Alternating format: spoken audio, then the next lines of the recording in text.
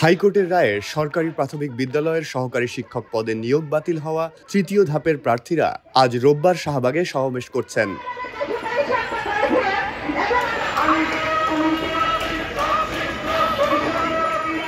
ঘটনাস্থল থেকে the daily স্টারের আলোকচিত্রী জানান, সকাল 9:30টার দিকে জাতীয় জাদুঘরের সামনে তাদের সমাবেশ শুরু হয়, যা এখনো চলছে।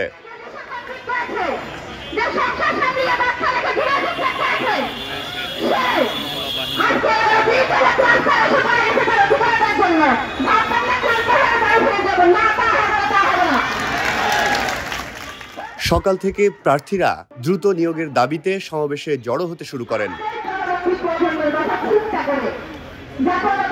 আমরা আজকে রাজপথে, এটা হচ্ছে আমাদের 1 নম্বর সমস্যা যে আমরা সামাজিকভাবে লাঞ্ছিত হচ্ছি। দ্বিতীয়ত, আমরা এখানে যারা আসছি সবাই বিভিন্ন জেলা থেকে আসছি। আমরা কেউ এর আগে ঢাকা শহর আসিনি, কিংবা আসলেও একা আসিনি, কিংবা একদিনের জন্য আসছি। আজকে 11 দিন যাবৎ আমরা রাজপথে। আমাদের থাকার সমস্যা হচ্ছে, আমাদের খাওয়ার সমস্যা হচ্ছে। আপনারা লক্ষ্য করবেন যে আমরা সচিবালয়ের সামনে রাস্তায় ঘুমাচ্ছি, কারণ আমাদের থাকা খাওয়ার মতন এখানে ব্যবস্থা নাই। তারপরে আমরা যে বাসা থেকে আসছি, আমাদের মাননীয় প্রধান উপদেষ্টা ডক্টর মোহাম্মদ ইউনূস স্যারের কাছে যে আমাদের যৌক্তিক দাবি যেটা সে দিয়েছিলেন সেটা আদায় করার জন্য আসছিলাম। তিনি আজকে 10 দিন, আজকে 11 দিন আমরা রাজপথে, এ থেকে তিনি কোনো সুরাহা আমাদের দেন নাই।